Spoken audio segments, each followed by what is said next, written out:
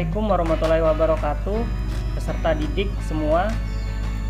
Hari ini saya akan mencoba untuk membahas soal ujian sekolah tahun 2021 mata pelajaran biologi. Harapannya adalah kalian bisa menganalisis soal sehingga kalian bisa tahu bagaimana cara menjawab soal dan mencari jawaban yang paling tepat. Nah, di sini saya akan membahas 5 soal, diantaranya adalah 4 soal pilihan ganda dan 1 soal esai. Baik, yang pertama kita akan bahas soal materi kelas 10 semester 1 ya, Kingdom Fungi ya. Nah, di sini ada, kita perhatikan ada gambar nomor 1, 2, 3, 4, 5 dan 6 ya. Soalnya adalah sekelompok siswa mempelajari beberapa jamur berikut. Jamur yang digunakan dalam pembuatan roti dan sebagai sumber makanan ditunjukkan oleh nomor. Nah, sekarang kita perhatikan gambar jamur nomor 1, 3, 4, dan 6. Nah, kalau kalian masih ingat, jadi ada 4 divisi dalam pengelompokan atau klasifikasi jamur. Yaitu yang pertama ada Zygomycotina, kemudian ada Ascomycotina, kemudian adalah Basidiomycotina, dan satu lagi Deuteromycotina. Nah, kita akan bahas gambar jamur nomor 1, nomor 3, nomor 4, dan nomor 6. Nomor 2 dan 5 kita abaikan dulu. Ya, nomor 1. Nah, nomor 1 ini dia masuk kelompok Zygomycotina. Cirinya adalah yang pertama dia multiseluler, tetapi mikroskopis ya. Mikroskopis artinya kita tidak bisa mengamatinya dengan menggunakan mata, tapi harus dengan bantuan mikroskop. Kemudian ciri khasnya lagi, dia punya hifa yang tidak bersekat atau hifa senositik ya. Kalau kita perhatikan gambar di sini, kita tidak menjumpai adanya sekat. Berbeda halnya dengan jamur jenis ini ya. Ini kelihatan ada sekat-sekatnya. Nah, kemudian hifanya ini terdiri atas 3 bagian yang disebut dengan rhizoid, kemudian stolon, dan sporangiofor. Ya, bagian yang hitam ini yang disebut dengan sporangiofor. Contoh jamurnya adalah Rhizopus.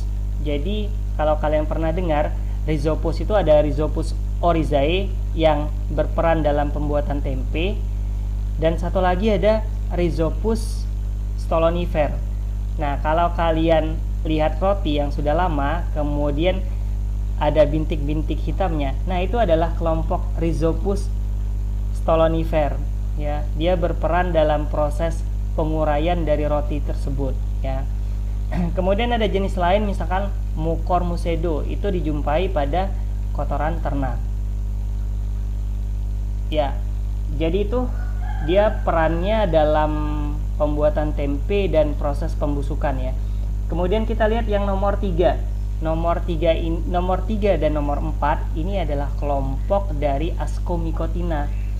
Jadi kelompok Ascomycotina seperti halnya dengan kelompok Zygomycotina, dia juga kelompok yang multiseluler dan mikroskopis. Namun dia punya hifa yang bersekat ya. Kalau ini tadi dia hifa senositik atau tidak bersekat. Kemudian dia punya askus yang bentuknya itu macam-macam ya. Ada yang berbentuk seperti gada, ada yang berbentuk seperti piring ya. Ya, ini dia punya ascospora ya, di bagian sininya punya ascospora. Contohnya adalah jamur Aspergillus. Oh ya, satu lagi, saya lupa. Pada Ascomycotina ini selain multiseluler, dia juga punya jenis jamurnya yang uniseluler. Jadi dia hanya tersusun atas 1 sel. Contohnya adalah pada jamur ragi. Jadi kalau kita bikin roti, itu kan kita akan menabur ragi ya. Atau kalau kita bikin tapai, kita juga menabur ragi. Nah, itu jenis Ascomycotina yang uniseluler ya. Ya, jadi ada Aspergillus, kemudian ada jamur ragi Saccharomyces cerevisiae yang perannya dalam proses pembuatan roti sebagai raginya. Kalau Aspergillus itu ada Aspergillus wentii ya, itu berperan dalam pembuatan kecap ya. Kemudian satu lagi ada kelompok yang nomor 6 ini kelompok Basidiomycotina. Jadi Basidiomycotina ini adalah kelompok jamur yang biasa kita lihat dalam kehidupan sehari-hari. Jadi dia multiseluler dan makroskopis. Tidak perlu bantuan mikroskop untuk mengamatinya. Ya, sebagian besar kelompok jamur ini ada yang beracun, ada juga yang bisa dikonsumsi ya. Contohnya misalkan jamur merang atau jamur kuping, shiitake ya, atau bahkan yang biasa kita sebut sebagai kulat pelawan atau kulat sawit itu bisa dikonsumsi. Nah, ini kelompok dari Basidiomycotina. Nah, dari pembahasan itu kita bisa tahu jawaban dari soal ini adalah nomor 4 dan nomor 6 ya, jamur ragi dalam pembuatan roti dan nih kelompok Basidiomycotina ya, kelompok yang biasa kita manfaatkan. Ya, selanjutnya kita akan membahas soal materi kelas 11 tentang jaringan tumbuhan ya. Kita perhatikan di sini ada gambar kayu ya, yang dipotong kemudian dia mengeluarkan air. Nah, ini adalah tumbuhan bajaka ya, yang diketahui dia memiliki kandungan antioksidan yang tinggi yang bisa mampu untuk melawan sel kanker ya. Soalnya adalah perhatikan gambar tumbuhan bajaka berikut. Tumbuhan bajaka diketahui memiliki kandungan antioksidan yang tinggi untuk melawan sel kanker. Tumbuhan ini juga menyimpan cadangan air pada batangnya. Jaringan pada batang tumbuhan bajaka yang menyimpan air adalah daun. Nah, Parenchyma palisade sama Parenchyma spons ini disebut dengan jaringan mesofil yang terletak di daun ya. Apa fungsinya Parenchyma palisade? Parenchyma palisade ini fungsinya adalah untuk tempat fotosintesis. Pada Parenchyma palisade ini kita menjumpai banyak terdapat kloroplas atau klorofil ya, kloroplas. Kemudian pada Parenchyma spons ini fungsinya adalah untuk menyimpan udara ya, menyimpan udara atau menyimpan oksigen. Kemudian phloem dan xilem ini adalah jaringan angkut. Phloem fungsinya adalah untuk mengangkut hasil fotosintesis dari daun ke seluruh bagian tumbuhan, sedangkan xilem fungsinya adalah untuk mengangkut air dan garam mineral dari akar menuju ke daun tempat fotosintesis. Nah, dari ini kita bisa lihat ya, kita bisa lihat bahwa yang memungkinkan dari tumbuhan bajaka ini yang menyimpan air itu adalah xilem ya. Materi kelas 11 jaringan hewan ya, di sini adalah jaringan darah.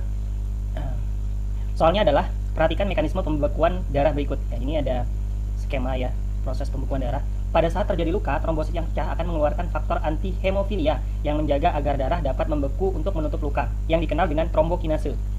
Enzim trombokinase mengubah senyawa 1 menjadi senyawa 2 dengan bantuan vitamin K. Senyawa 1 dan 2 adalah ya, dari skema ini kita bisa perhatikan ya, misalkan terjadi luka. Nah, trombosit itu akan pecah, dia akan mengeluarkan enzim trombokinase yang punya sifat antihemofilia ya.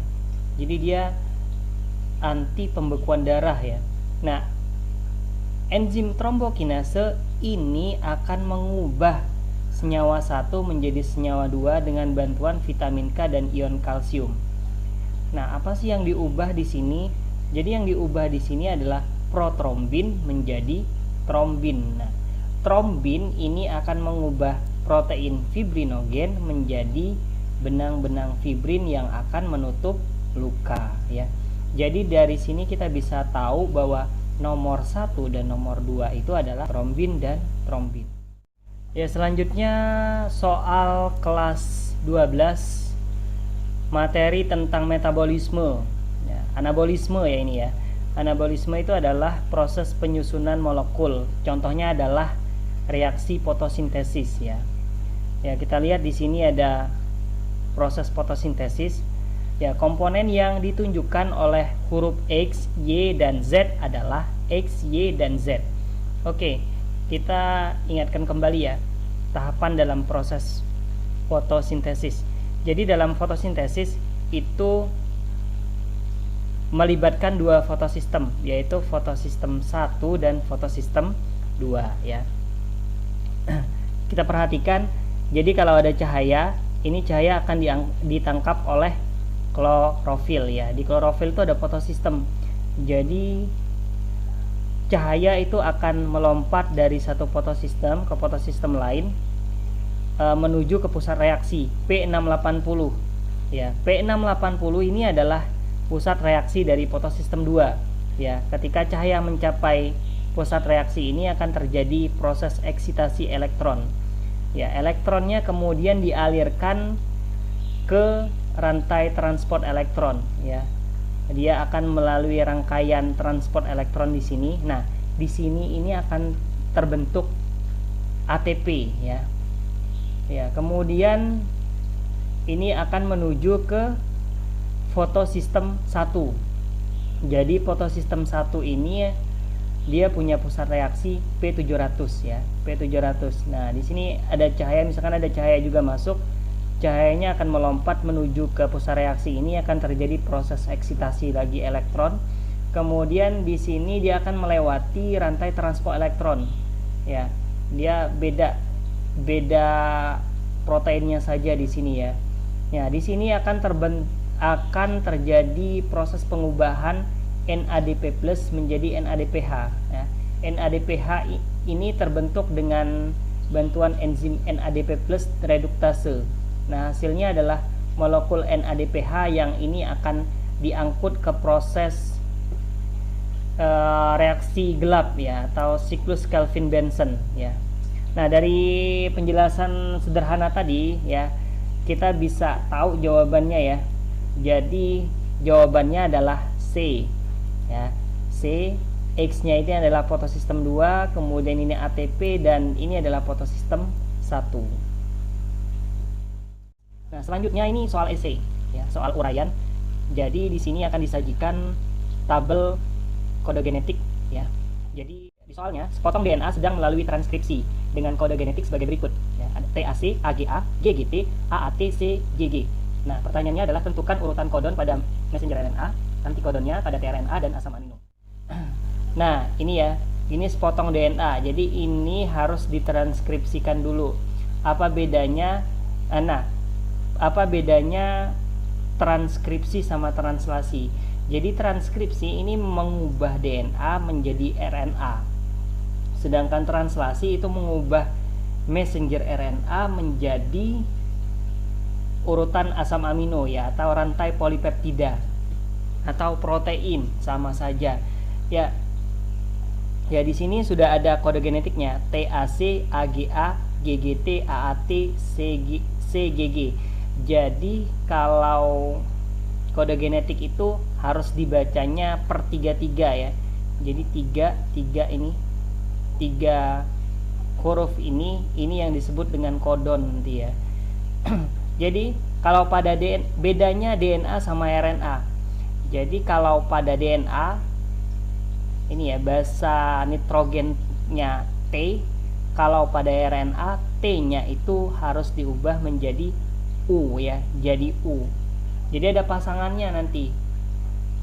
A itu pasangannya dengan T, C itu pasangannya dengan G ya. Jadi tinggal kamu transkrip saja TAC. Jadi ini kan T itu pasangannya dengan A ya kan. A itu pasangannya dengan T ya. Kemudian C itu pasangannya dengan G. Nah, karena pada RNA tidak ada T, T-nya diganti dengan U. Jadi AUG, kemudian UCU, kemudian CCA, UUA, kemudian GCC ya. Tinggal kalian untuk itu ya, messenger RNA-nya itu yang saya sebutkan tadi. Kemudian antikodonnya apa? Antikodonnya berarti yang bagian ininya nih, antikodonnya. Bagian ininya tinggal kalian ubah saja T-nya jadi U ya. Jadi UAC, AGA, GGU, AAU, CGG. Nah, itu antikodonnya. Kemudian asam aminonya. Nah, dari urutan messenger RNA-nya tadi, AUG misalkan ya. AUG tinggal kalian cocokkan sendiri di sini. AUG ini adalah asam aminonya adalah metionin atau codon start. Kemudian ini UCU, UCU. Ya, lihat, ini UCU. Nih ya, di tabelnya UCU ini adalah serin. Selanjutnya CCA, CCA kita lihat. CCA nih, prolin. Kemudian UUA, leusin. Kemudian GCC,